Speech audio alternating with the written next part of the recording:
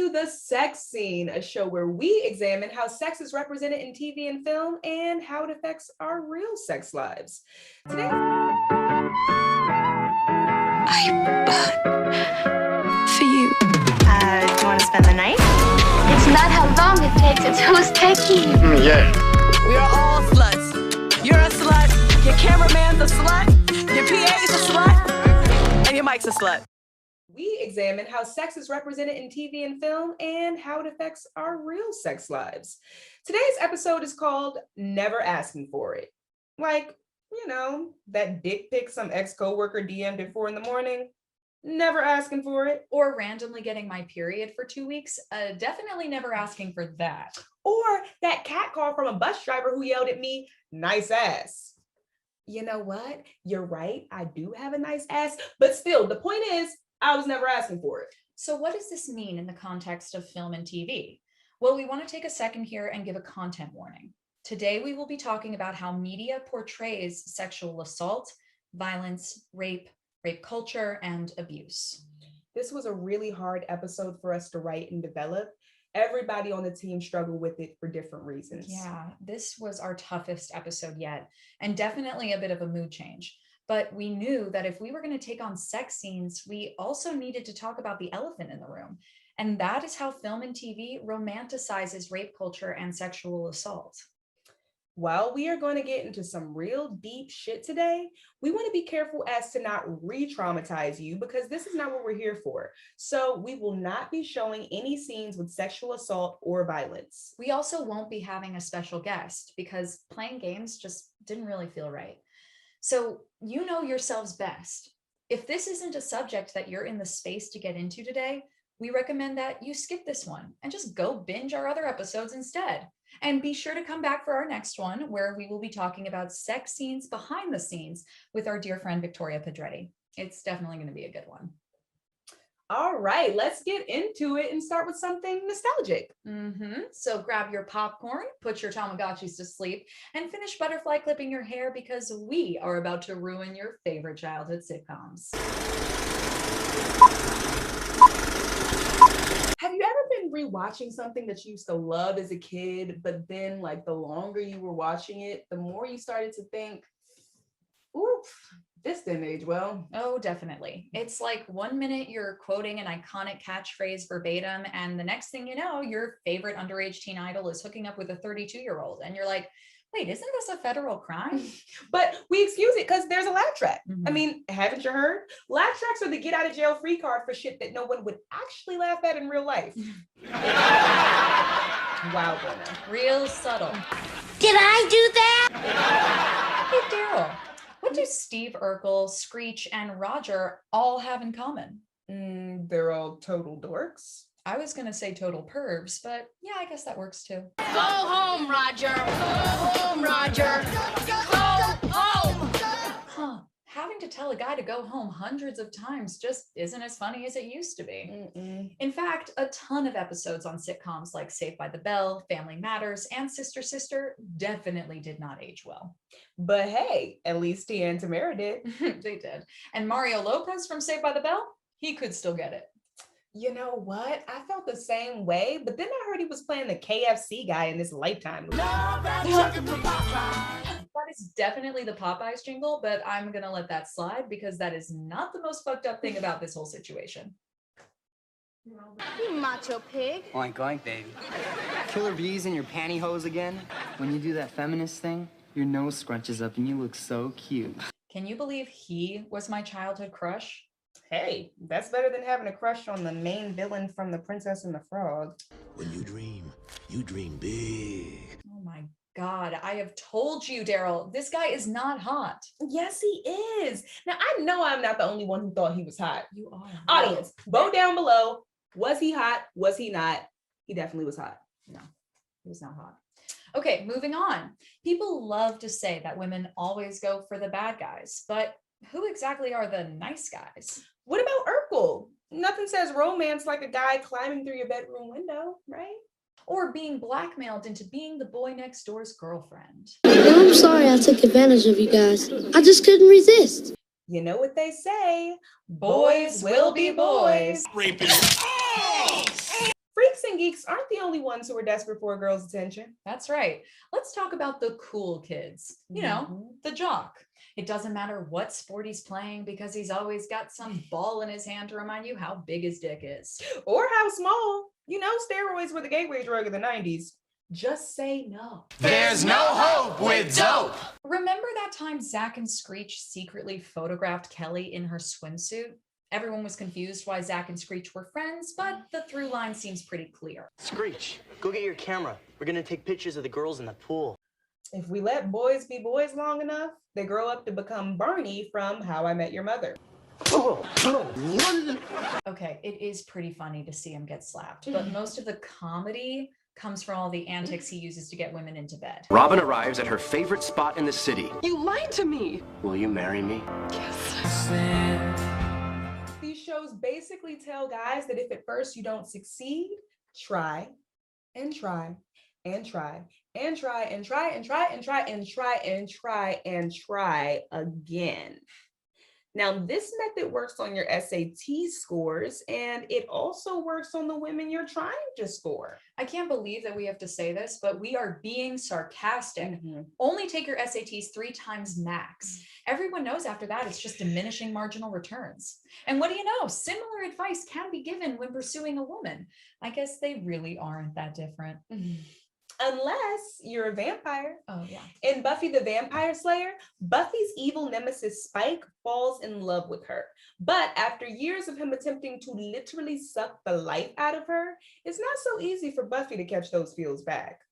So he tries and tries and tries again until she finally uncharacteristically gives in, to the point where he sexually assaults her in season 6. But the series then ends with him being forgiven, leaving hope for Buffy and Spike.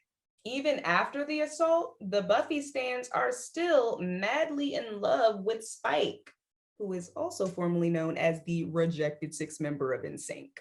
Baby, bye, bye, bye. Also, fuck the writers for saying that because Buffy is a superhero, that scene was not rape. What, so they're saying that it was okay just because she's a superhero? I don't think Jessica Jones would agree. The message in love stories throughout the ages is that persistence is sexy as fuck. The plot to so many TV shows and movies we watch rely on men pursuing women who never asked for it. Remember when Daenerys Targaryen in Game of Thrones fell in love with Aquaman?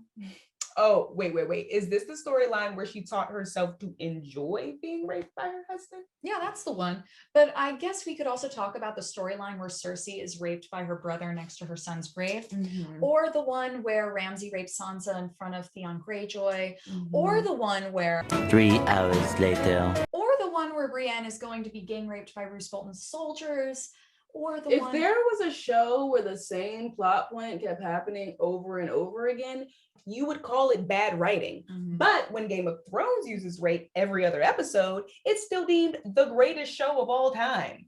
There are some Game of Thrones stans who say that's not the only reason this is the greatest show of all time. It's the epic battles, the epic CGI, the epic boobs. The epic boobs. But here, the sex scene, we're asking, did you really need those rape scenes? No. What did you gain from that? Nothing. And another question we should ask is, do these scenes appeal to the male gaze?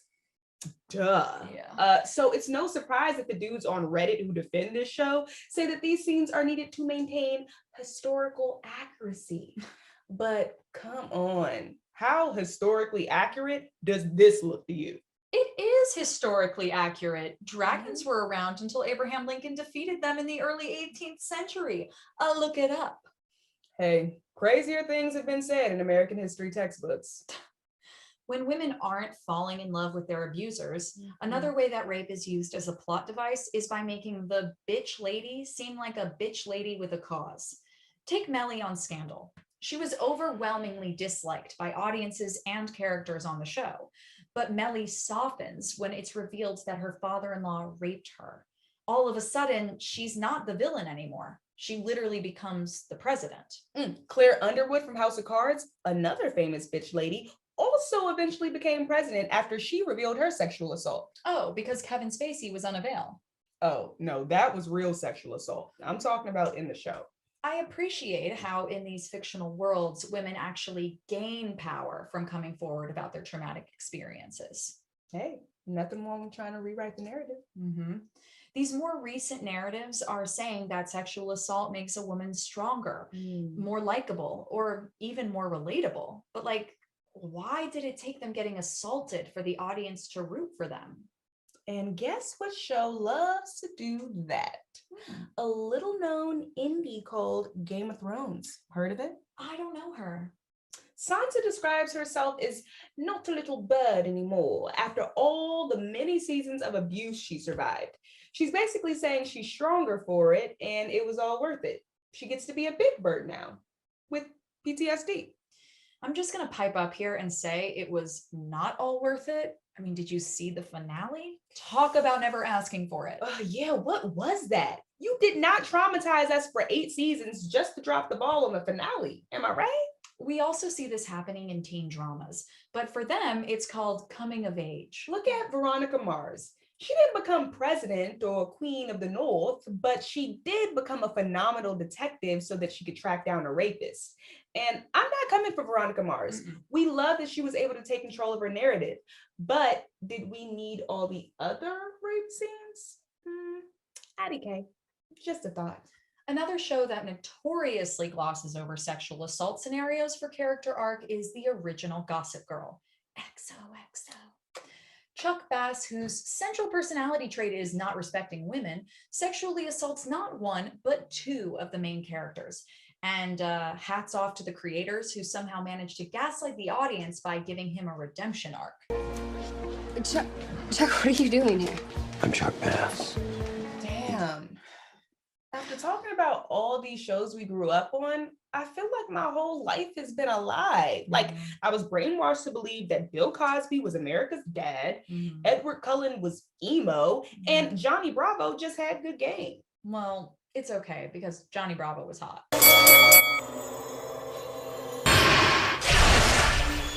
Uh-oh, it looks like you said the secret phrase of the night. And now it's time for a bonus game of It's Okay Because They're Hot.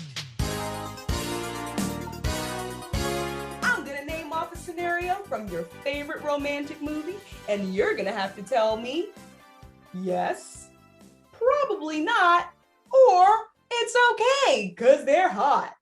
You ready? No, we didn't rehearse this. Okay, so it's the 1950s, and this dreamy heartthrob takes you to the beach and holds you close in the water, and you tell him, I feel free like a bird, and he says to you, if you're a bird, I'm a bird.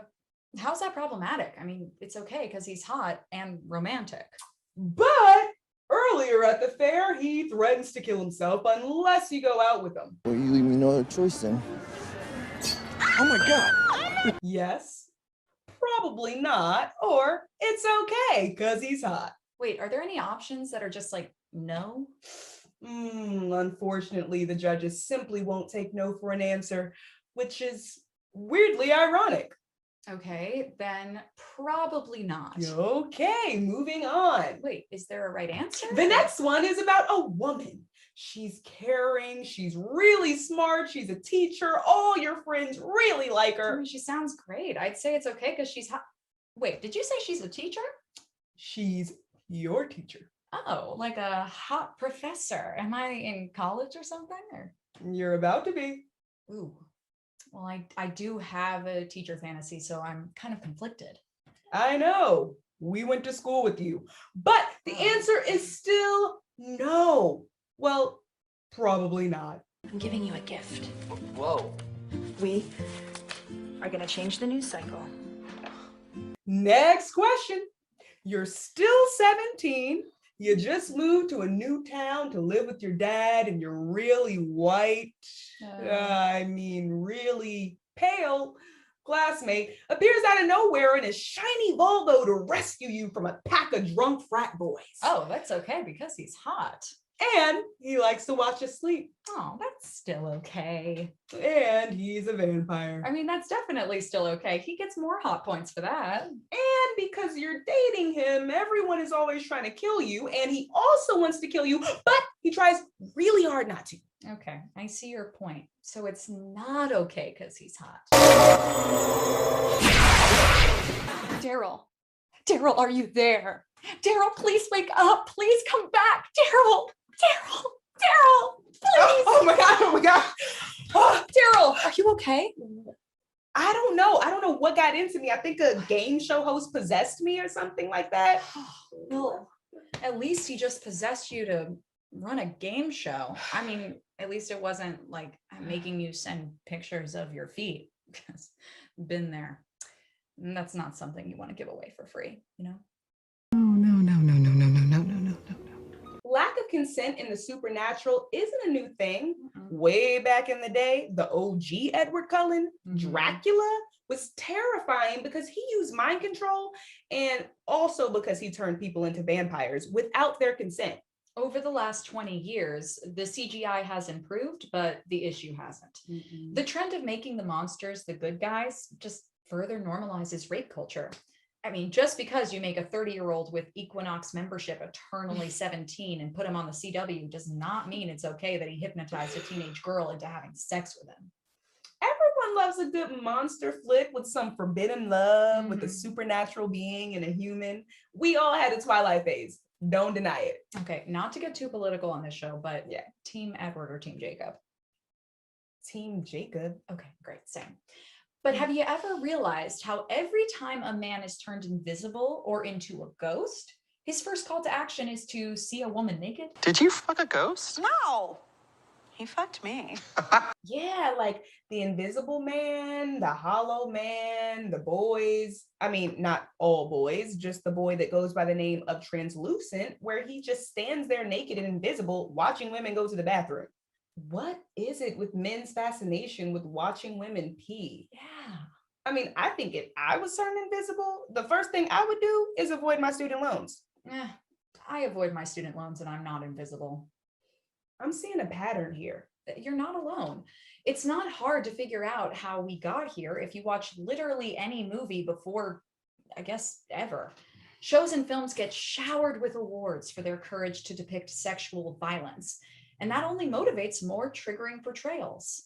Some might call that exploitation or trauma porn, but we can go with courageous filmmaking, I guess. Right, like 13 Reasons Why that was traumatizing as fuck. Or I mean, edgy as fuck. And let's not even get into 12 Years a Slave. What's next? 12 more years of Why I Need Therapy? We are no strangers to rape being used in slave movies to shock white people into sympathy. But let's talk about this on the flip side. D.W. Griffith's Birth of a Nation is a quintessential example of rape being used as a tool to villainize people of color. Among the countless harmful depictions of Black people in this film, there is a particular scene that struck the nation. A white man painted in blackface portraying a Black man attempts to force himself on a white woman. The film alone was a cultural reset of the time that still affects the way Black people are depicted in media today. But then there was the 2016 film, The Birth of a Nation, which was actually directed by a Black man, Nate Parker. The film tried to reclaim the title through telling the true story of America's most famous slave rebellion leader, Nat Turner. But when the film was released, haunting questions resurfaced about the director and his co-writer, who were ironically accused of rape back in college. Gabrielle Union, who starred in the film, expressed concerns over these allegations, especially given that she herself has been vocal about her past experiences with sexual assault in real life. But on top of all the other problems with the film, many people simply weren't here for another slave movie that included a rape scene that didn't actually happen. Yeah, the whole situation is messy and eerie and controversial. And based on America's history, we know why. But if you want my opinion, I'd say just throw the whole title away and the movies they come with. Throughout the history of cinema, we've not only excused abusive behavior, but painted it as desirable. It's no surprise powerful men in Hollywood have gotten away with it for so long. They create the characters that excuse their own shitty behavior. This goes for people who aren't that powerful or talented for that matter. Remember Chris D'Elia? He was perfectly cast in his role of a pedophile in You. Yeah, who could have guessed that guy was a predator? Top offender Harvey Weinstein is the producer of every freaking movie in the past 20 years, and it was an open secret in Hollywood that he was a massive predator. In 2017, Salma Hayek opened up about her experience filming Frida, noting Harvey Weinstein forced her to do an overly sexualized lesbian sex scene that was specifically for his enjoyment. She was so uncomfortable that she was vomiting between takes. This happened while she was a producer on this film, which just shows you how much power Harvey Weinstein really held. Over 80 women have publicly accused Weinstein of sexual assault, but he is just one of many predators this industry has empowered. Ed Westwick, the guy who plays Chuck Bass in Gossip Girl, was accused in real life of rape and sexual assault by 3 different women.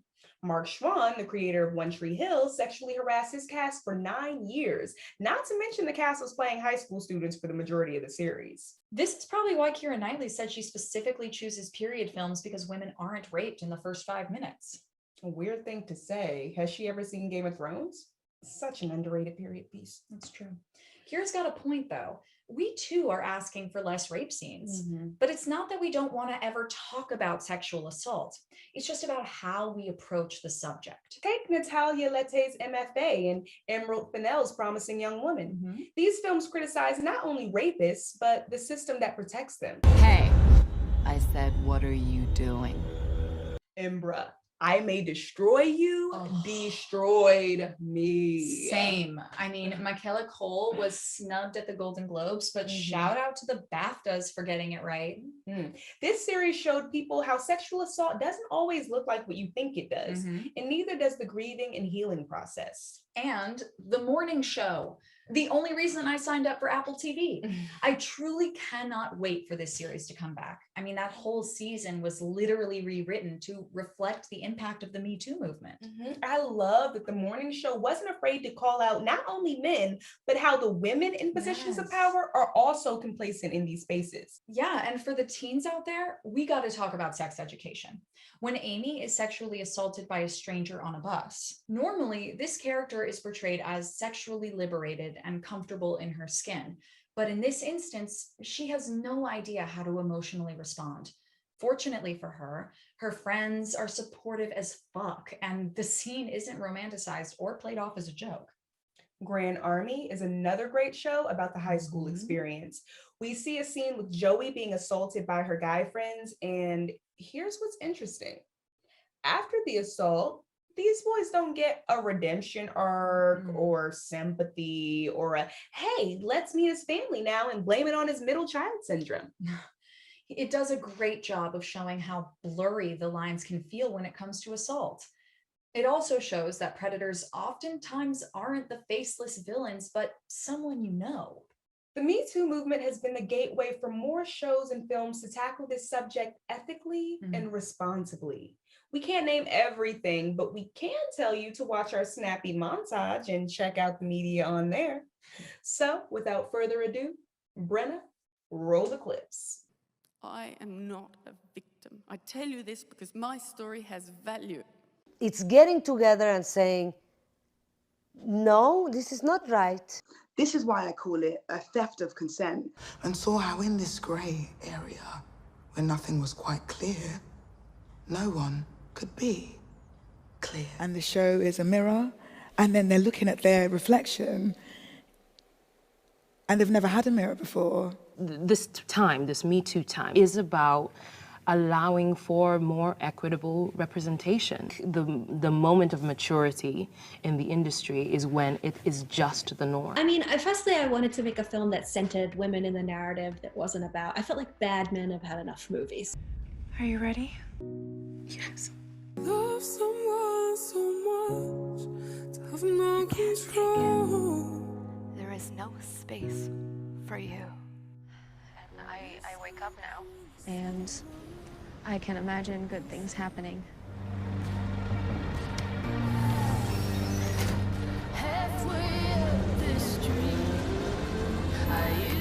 May, please don't bail on yourself.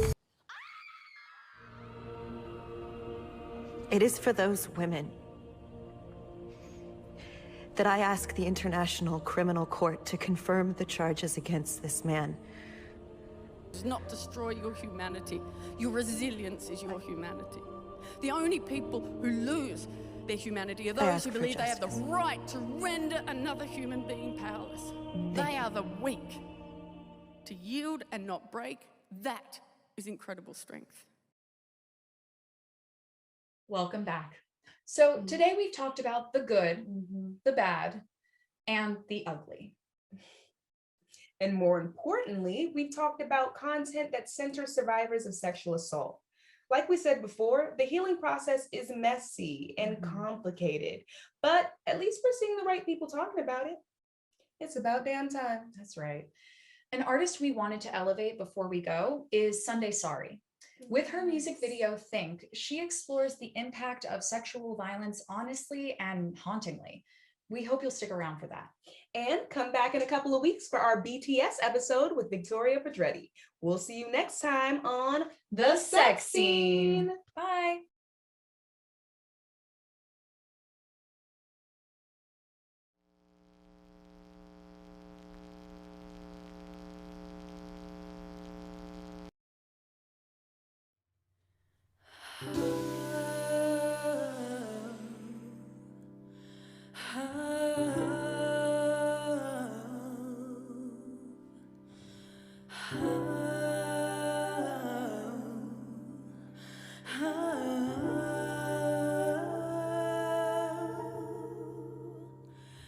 Every time I see your face, I feel ashamed. Wanna curl up inside and hide. Even in your darkest hour, your evil is there. Nowhere to run, so I try to prepare. What makes you think you can put your hands on my body? What makes you think you can put your hands on me? I know that you know you think you're so much better, but God knows that you haven't seen the worst side of me. And I know that every step you take is beaming with pride. 'Cause even with those cocky shades, your arrogance won't hide. Taking anything you want, that's how you were born. Well, I was born to stand up strong and to bring in the storm. What makes you think you can put your hands on my body? What makes you think you can put your hands on me? I know that you know you think you're so much better, but God knows that you haven't seen the worst side of me. But I know that they'll tell me that this is my fault, 'cause boys will be boys, yeah, they have a good heart. I won't stand for this again, yeah, I'll tell you and I'll tell them. What makes you think you can put your hands on my body? What makes you think you can put your hands on me? I know that you know you think you're so much better, but God knows that you haven't seen the worst side of me.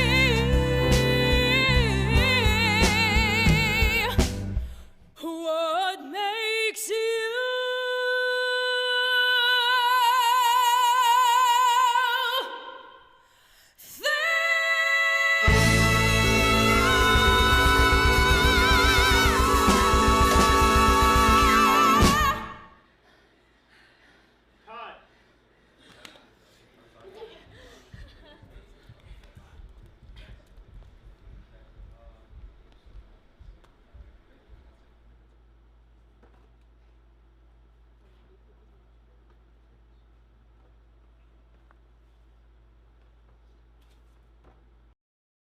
I bought for you. Do you want to spend the night? It's not how long it takes, it's who's taking you. Yeah. We are all sluts. You're a slut. Your cameraman's a slut. Your PA's a slut. And your mic's a slut.